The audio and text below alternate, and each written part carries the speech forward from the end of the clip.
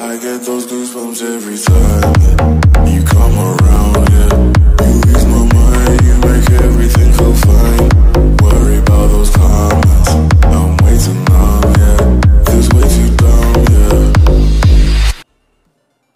Braća, ti pa meni zaslužuješ 10.000 po live. Pa dobro, brate, hvala ti, iskreno. Hvala ti, braćala moj.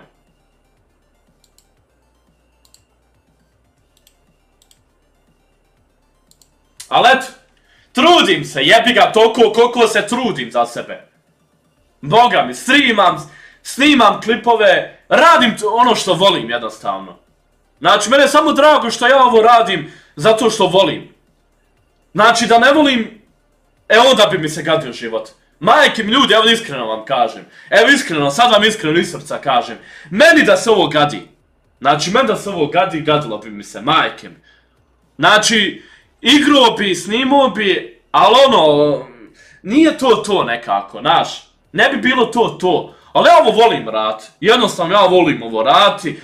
Znači, kolika god gledanost, lajkovi, pičke, matere bilo, ja uvijek snimam. I to svako može potvrditi. Imao sam i padova, i uspona, i zapona, i svega sam imao, znači. I, znači, u kakvoj god sam situaciji bio, snimao sam. I to svako može potvrditi.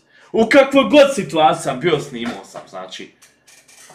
A nekome da se meni desi, znači, nekome da se desi ista situacija ko meni, pukao bi psički, raznio bi se psički, pao bi u depresiju ili nešto, ali ja sam tu, brate, sretan zato što volim to da radim.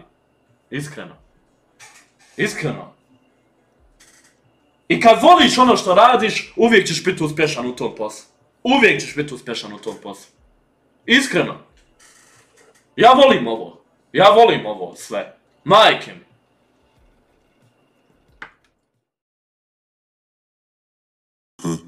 Elle tête d'un mec, love, ça quête,